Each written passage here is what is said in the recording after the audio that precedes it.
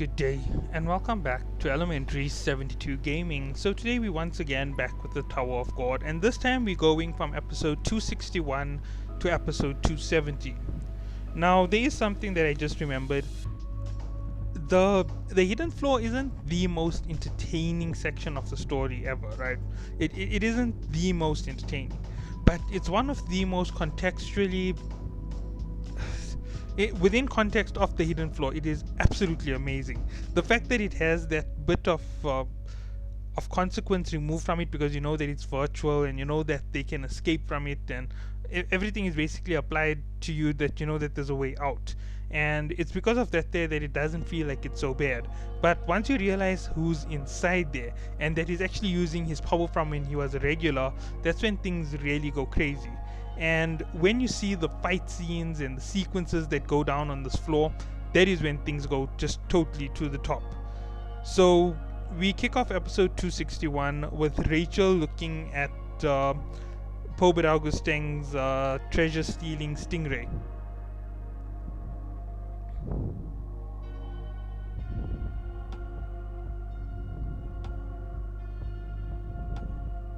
Then we see Balm approaches Rachel and is asking how she is. We see that Rachel is angry that Balm is there.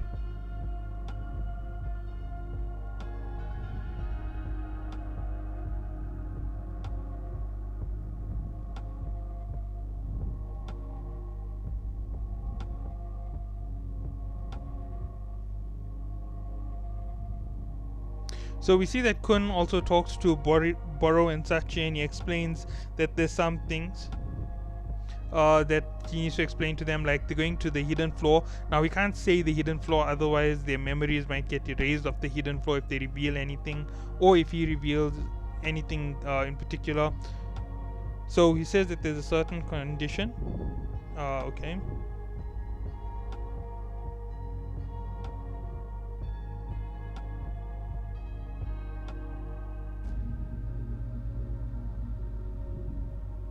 And we see that Sachi instantly catches on to whatever is going on while Boro is left clueless.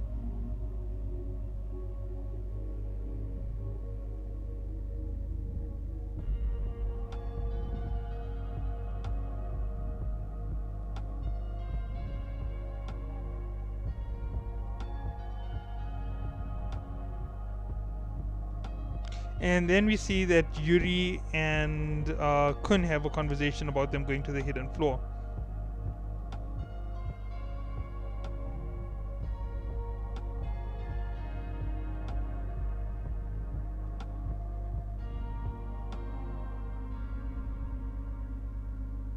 And then we see that Waryun doesn't want to enter the hidden floor. She basically says she has other business to attend to. She doesn't want to enter into that place.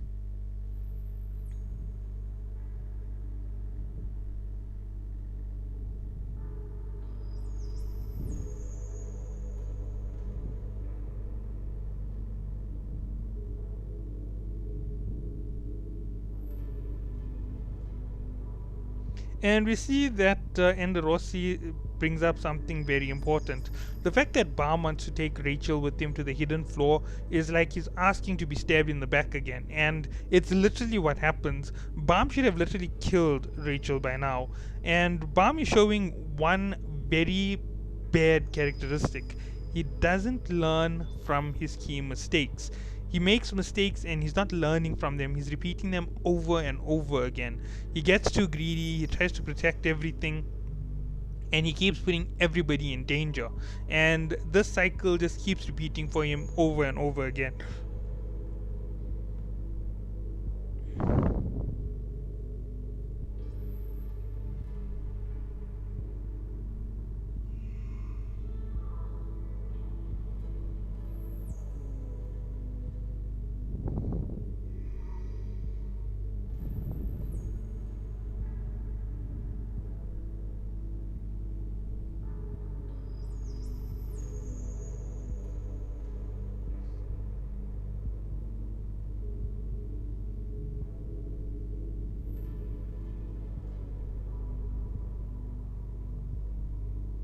And we also see that Bam wants to know some things from Rachel. You see, Bam has also gotten the hint that Rachel knows some things about him, and he wanted to see it. And then we see that Bam's face has a cut on it. And we see that the treasure stealing stingray is floating around with Rachel. Then we see Ender Rossi heads there.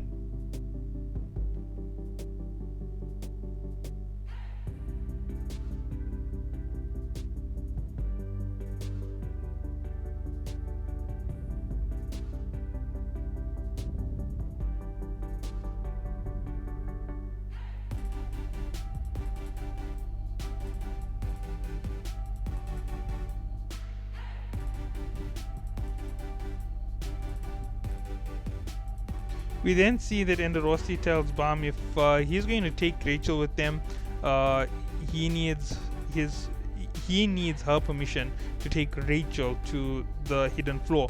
Now, there's a lot going on in this here, and I really think that SIU messed up a little bit of the plot on Bam at this point. I think Bam should have basically been holding her hostage, and she should have said that she wants a fair chance to compete for the Thorn, and then only will she give in to whatever it is. Now, obviously, Bam already beat her in the contest. When he came to getting the Thorn fragment, he won hands down. He helped get retribution on Haljo and punish him. He removed his power with the help of Yurik Mazzino. Yurik Mazzino was there partially because he was following Bam. So yeah, there's a lot that went down all at once, and Bam is responsible for most of it. We then see Ender Rossi and Rachel talk to each other, and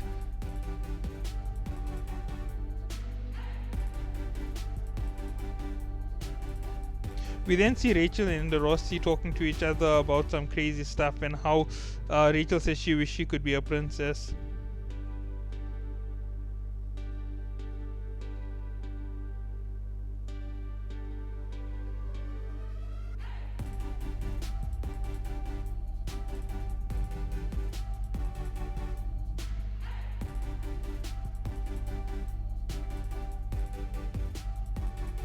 We then see that Rachel gets straight under Ender Rossi's skin, and we see that Ender Rossi then pulls Rachel out to go and do something.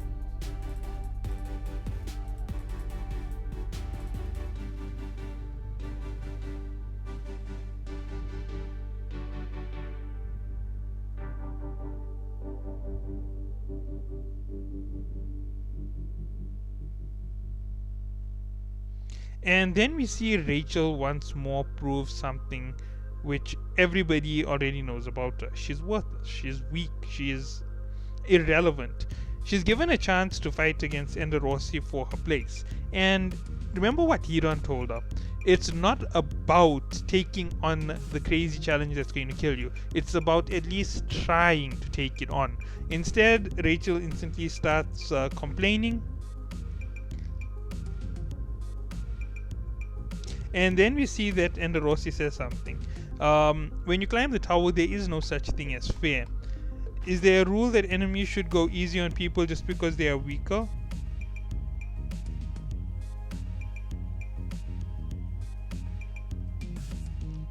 And then we finally see that Rachel tries to attack Ender Rossi, and Ender Rossi simply hammers her back.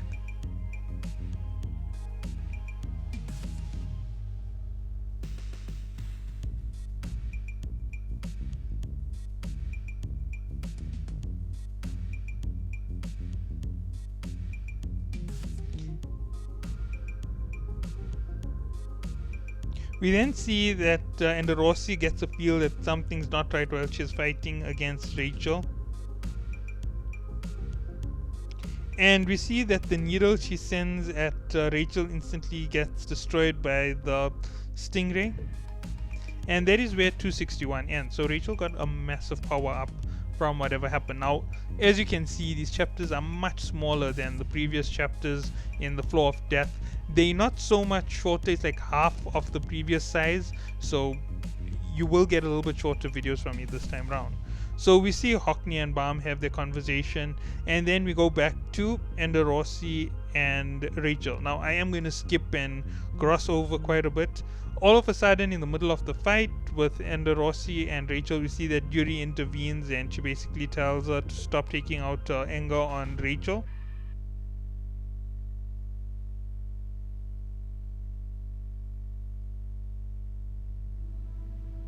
We see that whatever she was given was actually terrifying even to Ender Rossi.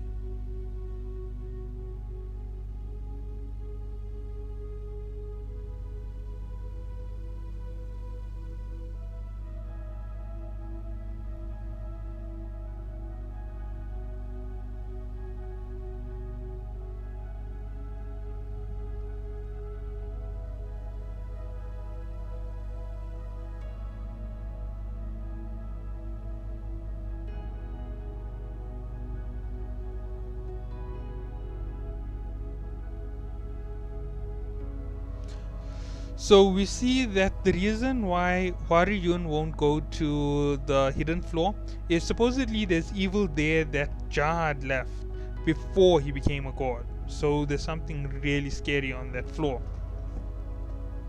Now we see that the story is progressing real slow, and there's a lot of threads that are going to all of a sudden shoot up the moment we enter it into the floor. We then see everybody who's joining for the hidden floor. It's Boro, Sachi, Bero, Idade, and Hockney. The five who are accompanying the main team. And the main team is Baum, Kun, Rachel, and Ender Rossi. Yeah, so bad team.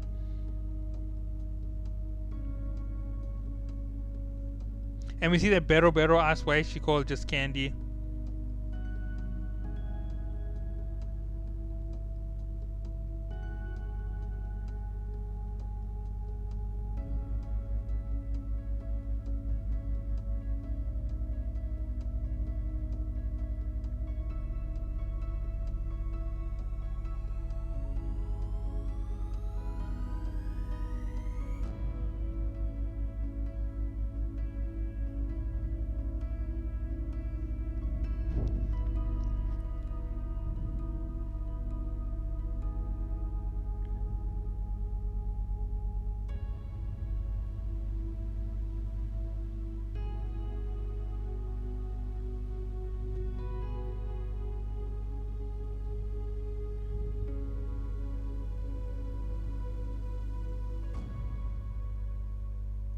So while the entire team is heading towards the room where the hidden floor's door is, we see that they're attacked by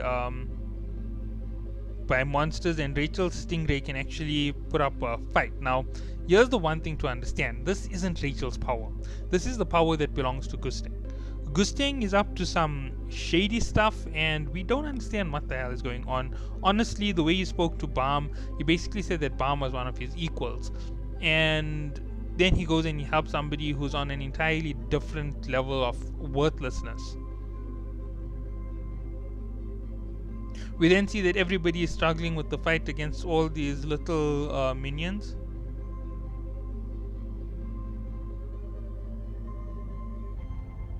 And we see that Baum uses a crazy amount of Shinsu. He uses a massive number of Bang from just about every angle.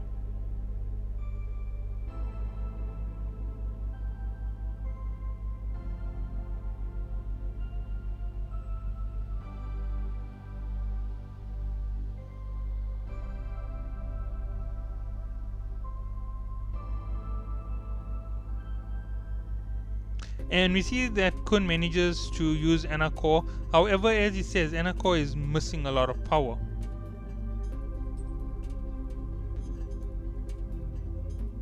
And we see that Ender Rossi ends up using her chiffon sword, or her, yeah, she calls it a chiffon sword, and she uses that to destroy the Guardian, at which point the door opens and they receive snacks, if I'm correct. And we see that the entrance to the room of time past is where they enter. This time we see that Wagner is being held by Karaka.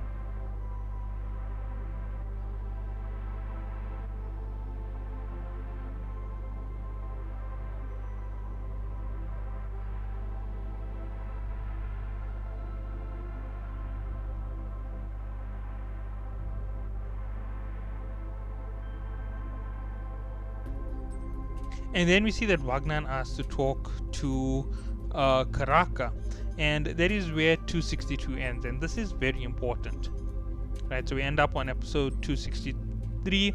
We see that Wagner saw the ring on Karaka's hand, and he asked him how did he get that ring. Basically, they talk in private.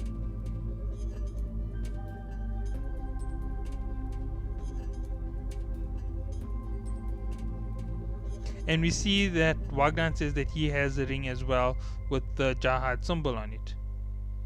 We then see that Bam and the rest of his team walk up to Yuri, and this is one of the more weird shots of Yuri. We get to see her full figure from a stance other than her being a wild hooligan, and we see that she is a very beautiful woman, right? We see her long hair, we see her physique, we see that she's shaped as an absolute beauty. Normally she just looks like a wild hooligan little girl.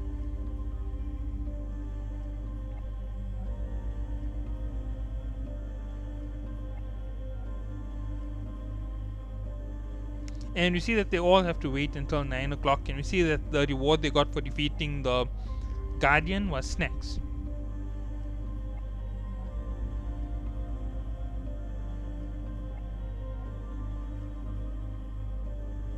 We see that Hockney is talking about a strange feeling around Rachel.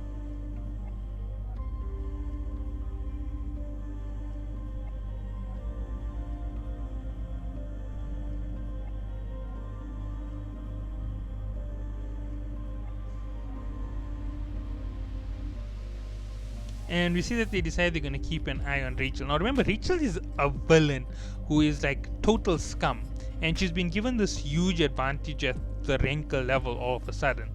If Bam was given this advantage, he'd be unstoppable. He'd be a monster that nobody could fight. I don't even think Dr. Jahad could stand up to him.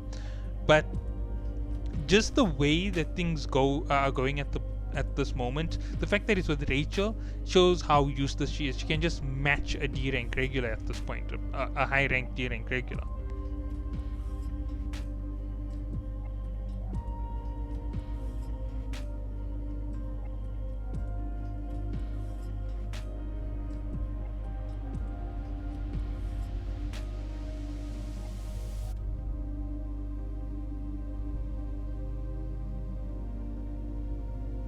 And we see that Wagner says that he's from the red light district, at which point we see Karaka get shocked at it, and we see that Wagner explains how he was raised, and the person who raised him, who he thought of as his real mother, and we see all the crazy things that happen.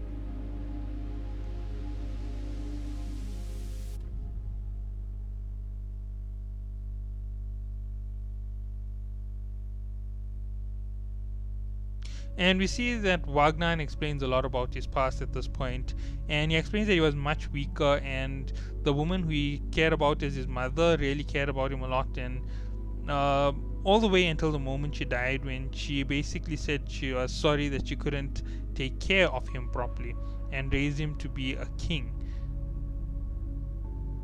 Oh wait, no, I'm sorry for not raising the king's seed as well as I should have.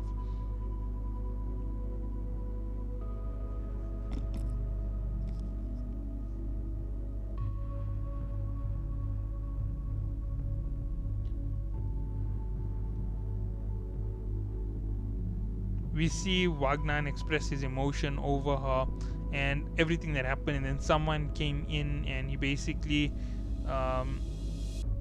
told Wagner how important the ring was for him when he was climbing up the tower. He said that if he ever happened to meet anyone with the ring while he was in the tower, he advised them only to ask him to confirm it, then he left.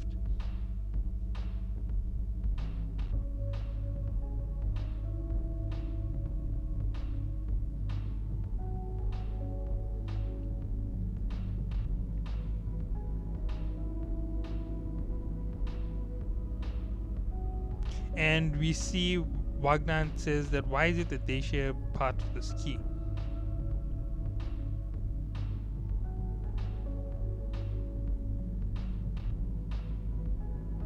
And then we see Karaka tells him to show him his ring. And we see that he says that Rachel stole his ring. And we see that Karaka says if he doesn't have the ring, he can't trust him. And then we see that it hits 9 o'clock and we're back by Yuri, and all of a sudden the door of the past opens.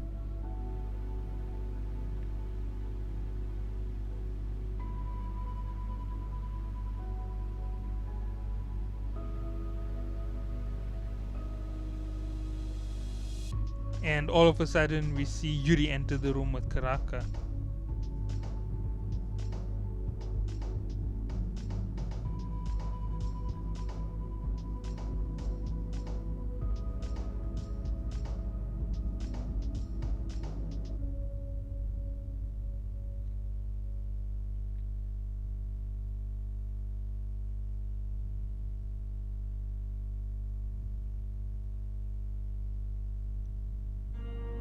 And the moment Bam reaches the front of Karaka, we see that the key activates and it sucks all the regulars into the floor, the hidden floor. We see that that rock is in the hidden floor, and the door over there starts to open. So that's where 263 ends. So I'm going to be increasing my pace now because there's not a lot that is very important at this point. So I'm going to go through it a lot faster. We see that the key opens the door, all the regulars are being sucked in, and all of a sudden everyone gets into this weird little light space, or this universe like space in between. And we see that they're all sitting there, and all of a sudden these drones come up and they start attacking Bam. So this is the entrance into the Floor of Death. We see that Ender, Rossi, Hockney and Kun are together. We see that everybody is separated basically in here as well. And we see that Hockney feels really nauseous, and he is basically feeling sick when he enters into the floor, the hidden floor. We then see that Ender Rossi tries to do instant transmission with her bong bong.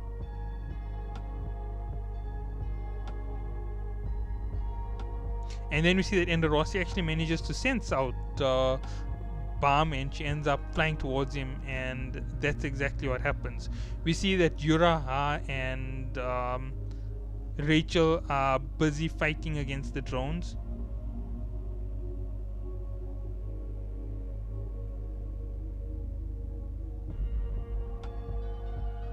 And then we see this massive scale shows up.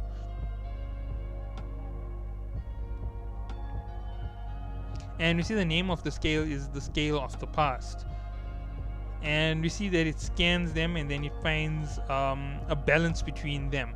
It finds their true enemy.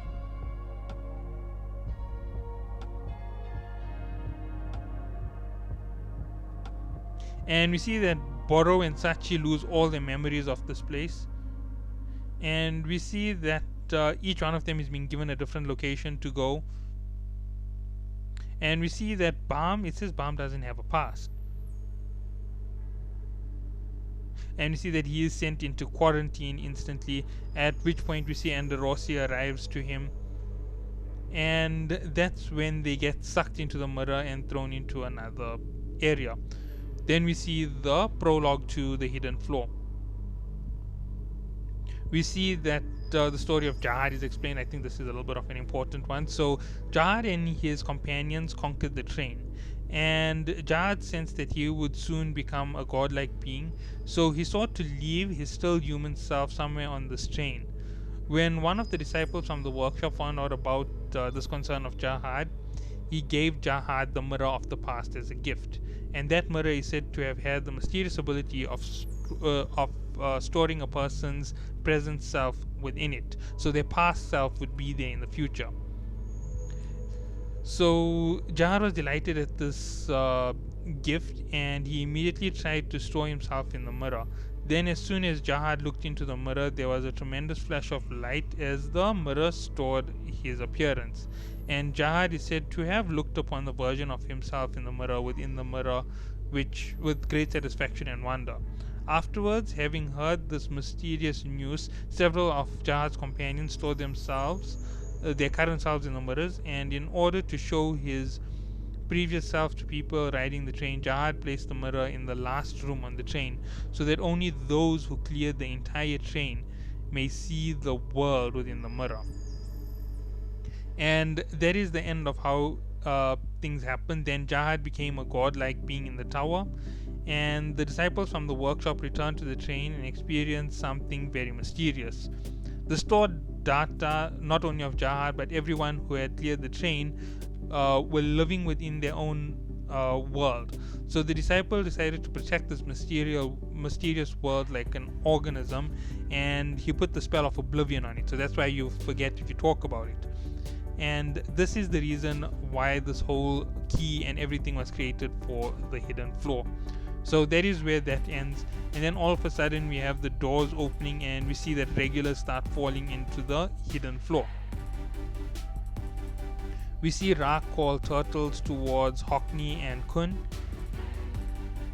and we see that a big monster eats them immediately as they enter in. And then we see Ra charges in to fight the monster to save Kun and Hockney.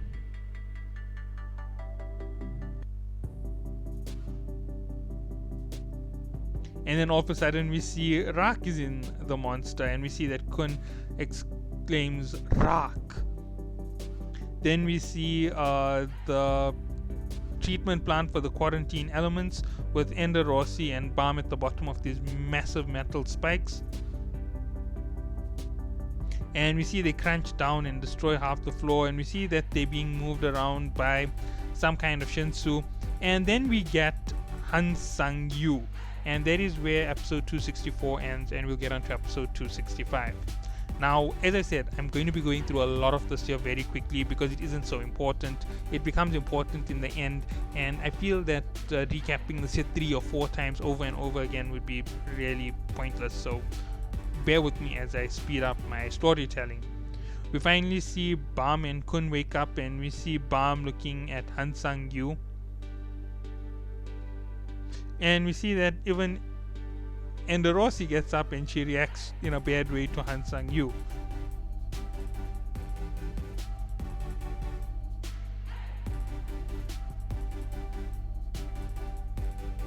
And we see that Han Sang Yu says that he is the data from the regular Han Sang Yu.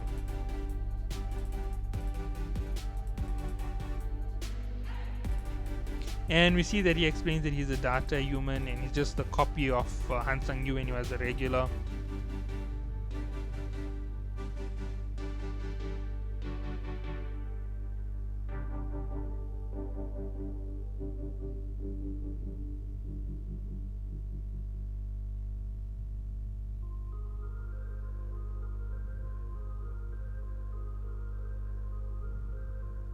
So we see that Han Sang Yu basically says that they must follow him, so they get out of there before all the guards show up. And we see that Barman and Rossi throw away all the coffee that he gives them. Then we see that it transfers back to Rak, Kun, Hockney, and you have to understand that there's a lot going on at this point. Remember, we have Data Jahad on this floor. We have Kun Edwan inside this floor. This place is some of the most crazy talk in the entire tower. We then see Kun ask Rak what happened, and he says there was a massive flash of light when he was attacked, and then all of a sudden he was in here.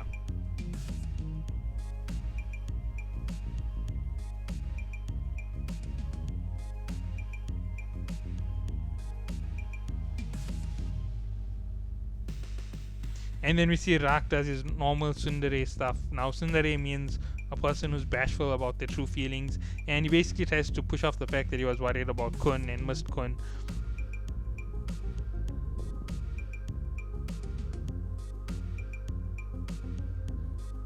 And then we see that he shocks the monster inside its mouth, and he ends up getting the monster to open its mouth and spit them out, at which point we see that the turtle Goliath goes and saves Rak, Kun and Hockney.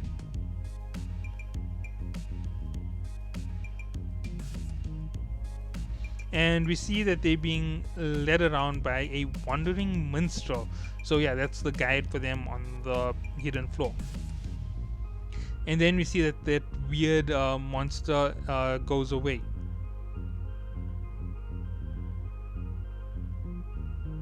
And then we see that they play some comedy as the turtle wakes up and says that he's got an apartment, and he lives in a super fancy apartment. He doesn't live in the sea.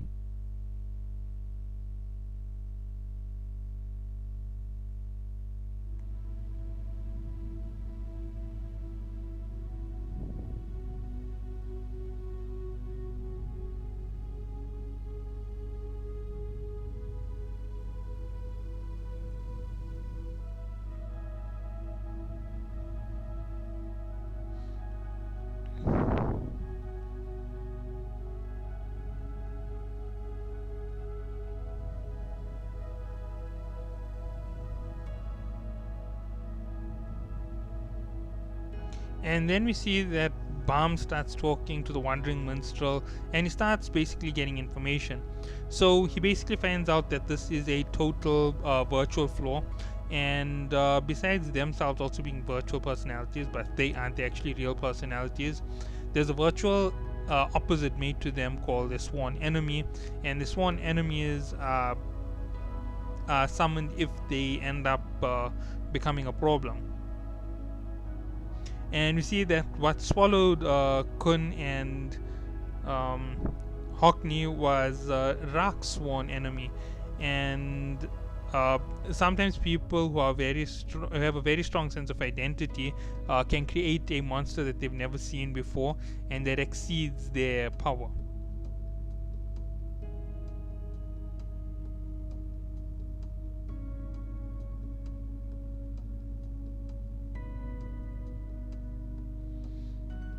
We then see Bam and Endorossi wondering if they should follow Han Sang-yu.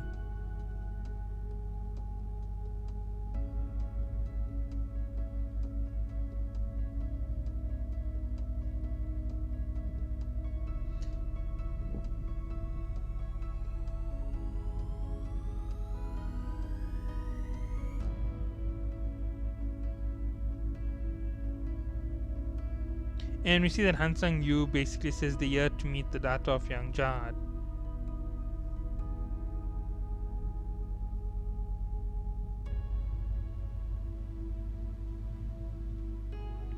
So we see that soldiers are going to keep coming in, and soon their sworn enemies will show up.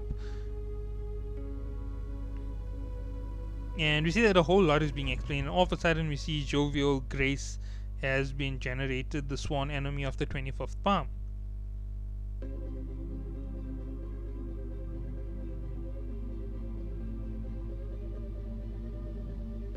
So we see that it moves on to episode 266 from there. So let's continue on with this story, and let's try and get this yet done quickly. So Han Sang-yu, Endorossi, and Bam are following up the stairs to wherever they need to go because Han Sang-yu promised to help them to get to their objective. At which point we see that Bam's sworn enemy shows up, and when Bam sees that it's himself, he ends up having to fight himself. We then see Kun, Rak, Hockney following the minstrel all the way to the town, and we see that Kun is really getting tired. His stamina is very negatively affected by this place. And we see that they introduced to the fruit of good and evil. So we see that there's a whole lot of control mechanisms employed by Jahad to make sure that people do as they should, and he explains they need to complete a task so that the fruit of good and evil is completely destroyed, and so that it doesn't break and the evil doesn't escape from within it.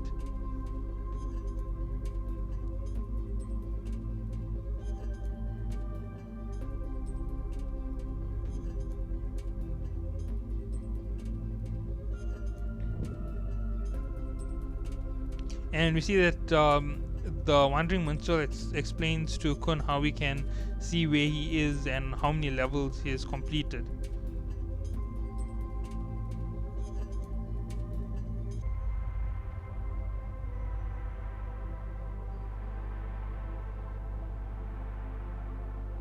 And we see that they have a device which measures their balance of good and evil, and we see that it shows a whole lot of information how they can get the test to complete the stage.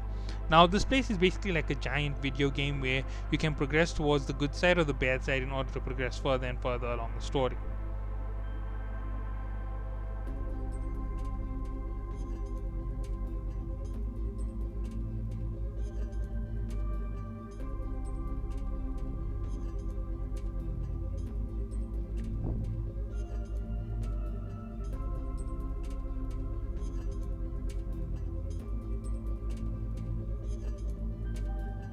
We then see that Baam is fighting himself, and their skills are exactly the same.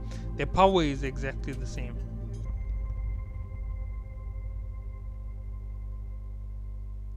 And we see that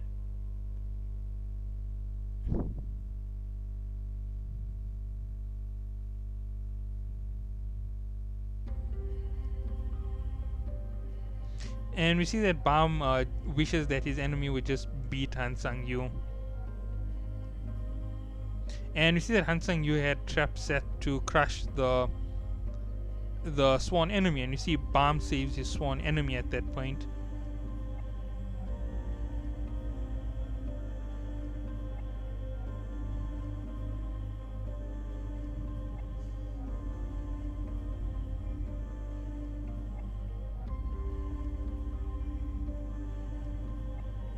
And we see Baam decides that he's going to fight himself, and all of a sudden the story volumes have really decreased rapidly.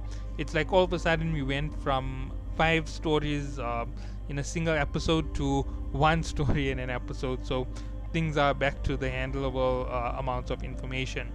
So the fight between Baam and his sworn self just erupts over a few panels.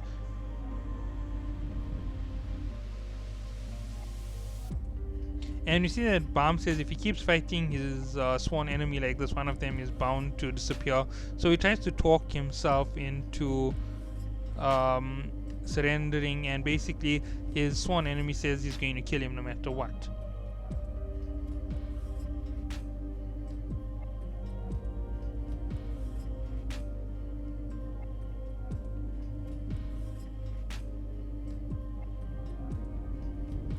And we see that Han Sang-yu is trying to figure out what in the world he can do about Baam.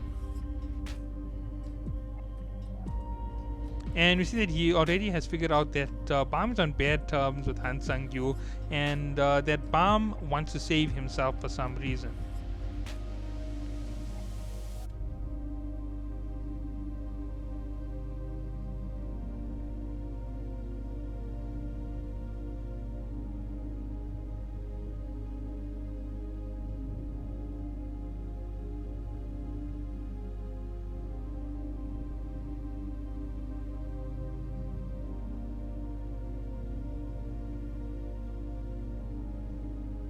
And then we see a giant soldier interrupts the fight, and all of a sudden, and we see that everybody starts running. Endorosi uses Bong Bong, Han Sang-yu uses Yashinsu, and they escape. And we see that Baam even carried his sworn enemy with him.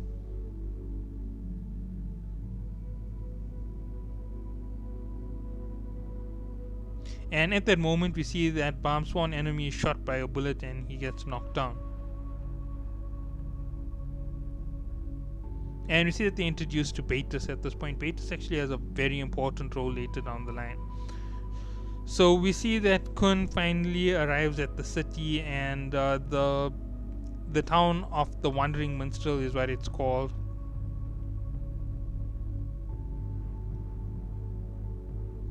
We then see that Boro and Sachi show up, and they start talking with Kun and Rak.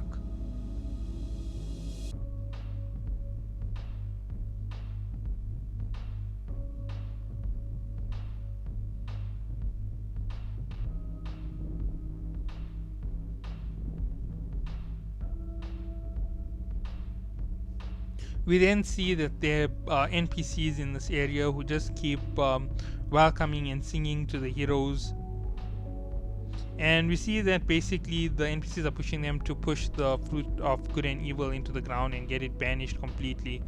So we move on to episode 268. So we see that the minstrels are talking to Kun, and they basically explain the whole system that works in this place. Now, I'm not going to go over it piece by piece. So basically, they get the standard NPCs type model for what they're going to be doing.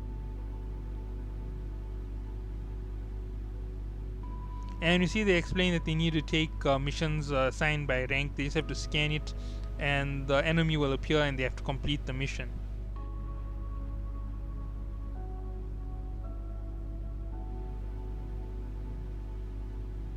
And we see that everybody gets clothes from this place, and see that everything is free for those who wander around, including the food.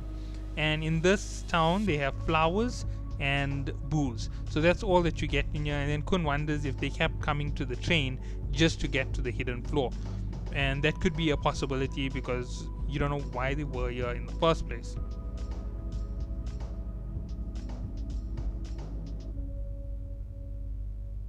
We then see that it swaps back to Bam, Han Sang-yu, Beatus, and the Rossi. And we see that they're heading up to a different area.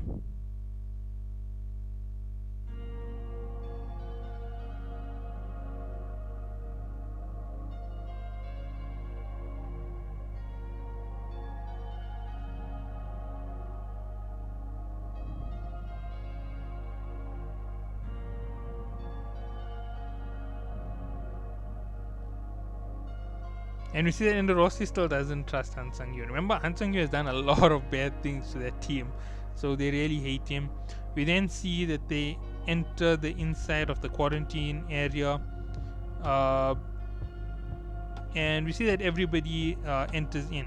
We see that there's multiple types of individuals inside this quarantine area, and as they enter into the middle area, we see that this little girl comes running saying Baba Baba, and she heads straight to Beatus.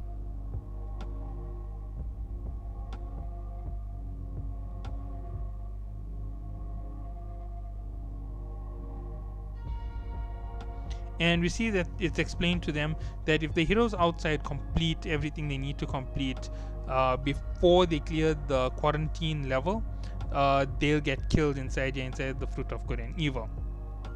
On the outside, we see that Kun and the rest of the team are all fighting together.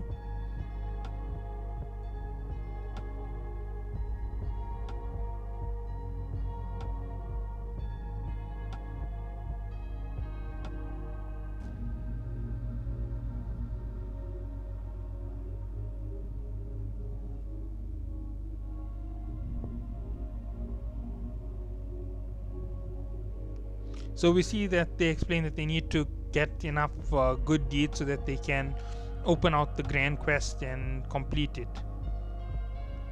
So we see that Bam and Enderosia explain the rules for where they are in the quarantine area and what's going on.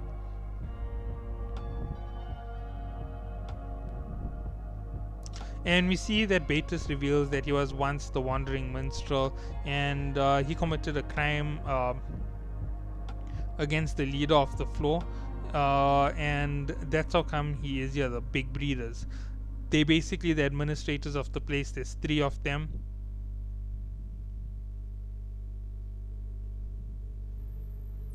And we see that one day he saw the truth about the big breeders, and when he made a song about it and he ridiculed them, they ripped open his mouth and they punished him.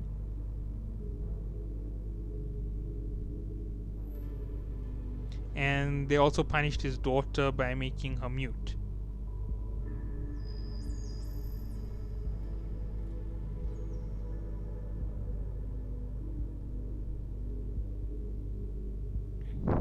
So we see that now Kun is trying to think up how he can complete all the quests really quickly so that he can progress through all the levels as fast as possible.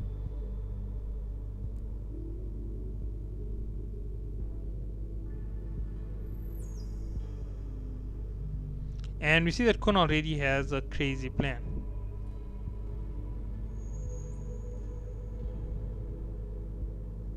And then we see that one of the big breeders has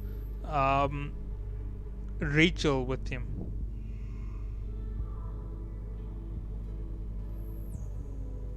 And then we see that episode 268 ends there. So we're on to episode 269.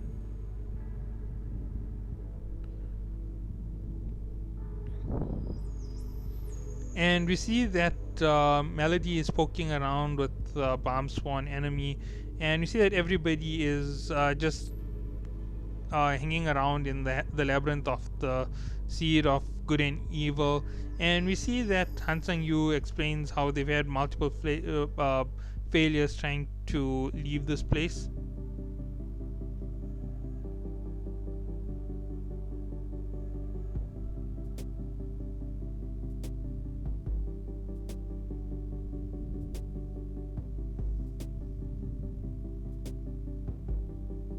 And then we see that Han Sang-yu explains how long it should take. He says regular individual should take about a week to clear the stage on the outside. A genius like him should do it in 2 days.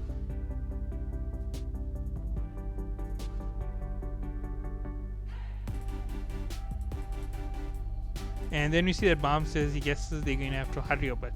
And then we see Kun goes through and he starts doing more and more quests.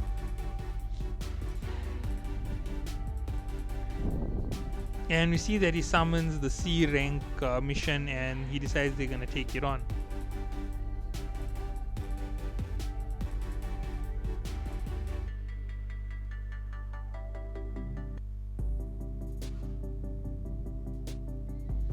So we see that Kun's team, basically with Boro, Sachi, Rak, Hockney, all decide to fight the giant octopus as it's really angry. And we see that Kun is blocking it off with his lighthouse skills. Then we see that the big breather decides to increase the difficulty level mid combat, and all of a sudden the octopus starts getting more powerful. And we see that they all are forced to run and try to evade it.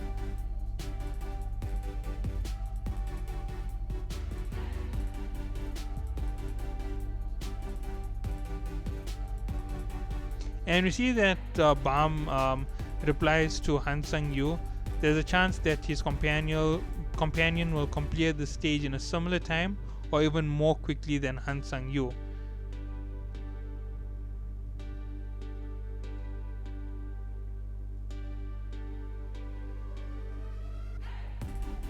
At which point we see that Bomb Sworn Enemy wakes up again and he kills some of the data humans.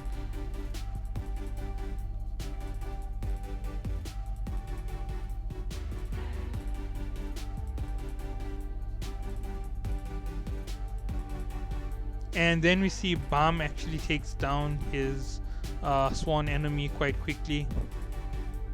And we see that the giant soldier enters into the seed at this point.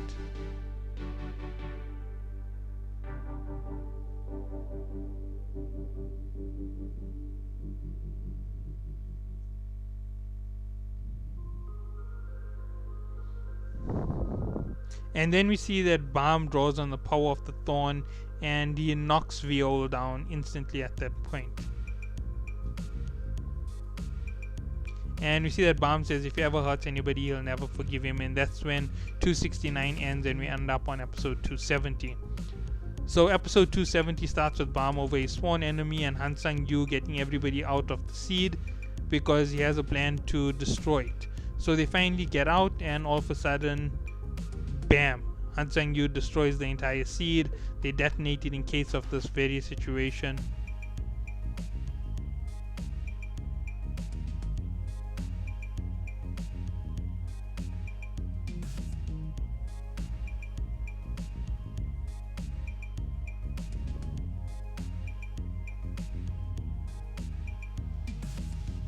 And we see that at this point Han Sang-yu reveals that the big breeders are actually Jahad's henchmen.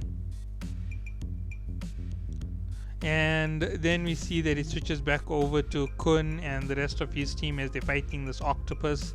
Things are really going crazy and they're really struggling against it. And we see that Sachi is one of the big helps in the situation.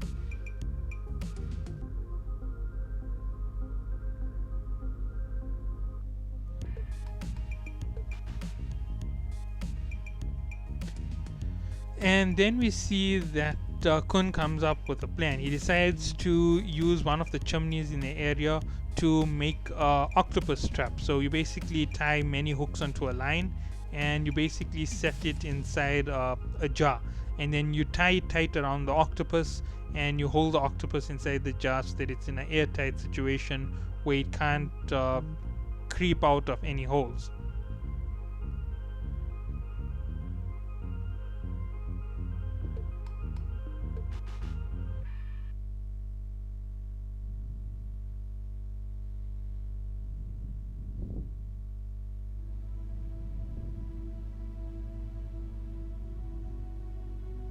And we see that Hockney is worried because he's being used as bait in the situation. We then see that everybody is getting in information, and as they start to do things, we see that the big breeder increases the octopus's difficulty even further, and we see that the octopus got way too fast and way too powerful, and as it is about to kill Hockney, we see that vines show up out of nowhere and they ensnare the octopus perfectly.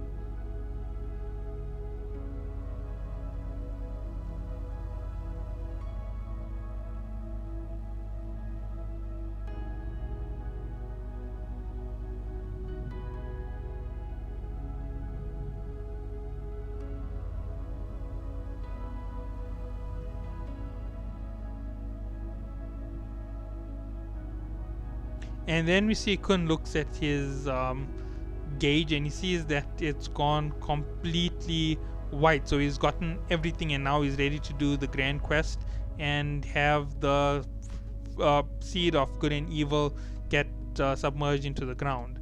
At this point we see the big breeder shows up, and that is where it is. So basically we see that the big breeder called everybody his jesters, and we see that Kun is looking onto him. At this point we see Bam, Han Sang-yu and the rest of them as they start walking through the passage to escape. Now I just need to refresh a lot about what's going on this floor, since that is where this episode ends and we're done with episode 270. So the hidden floor has Jahad's data on it. We also know that other regulars can show up here as data, so that is something which you should know about the hidden floor. The next thing is that there are these individuals called the big breeders, who are the henchmen of young Jahad or Data Jahad, and they basically ensure that nobody comes and troubles him or gets close to him. The reason for that is Jahad has altered the floor. Now it is something that I will do at the end of videos where I explain more than I need to. So Jahad altered the floor and he eventually ended up erasing everything that would be of a pain towards him. He even erased the history of Jahad's first love in the form of, what is her name again? Alan. So all of that has been removed from young Jahad. Young Jahad doesn't have memory of a lot of things. He just knows that he's one day to become the king, and he's been charged by his adult self to look after a certain object on this floor, which he ends up giving to Bam in the end after they have their fight. But all of this is just to this point, and this floor is one of the most pointless and one of the most important parts of the entire story. It's the part where Bam develops the most in terms of power, and what you should understand about this is Bam develops all of this in basically a few seconds, because that's all the time they spend on the hidden floor. So within a few seconds he goes from being weak old Bam to being mid-level ranker to high ranker worthy of fighting Bam. That is how quickly he develops, and that is because he's using Black March in the end at the final station. He's using the Thorn fragment from the first Thorn fragment and the second Thorn fragment, which are both unlocked and ignited to give him power. So he then has that much of power, all the way up to high ranker starting power. So that just says how crazy powerful Bam is. So that's about it for me from this point, and obviously there isn't anything major besides the inclusion of Kun Edwan's data, but we'll get into that at a later stage. So until the next time, catch you all in the next one. Have a good day.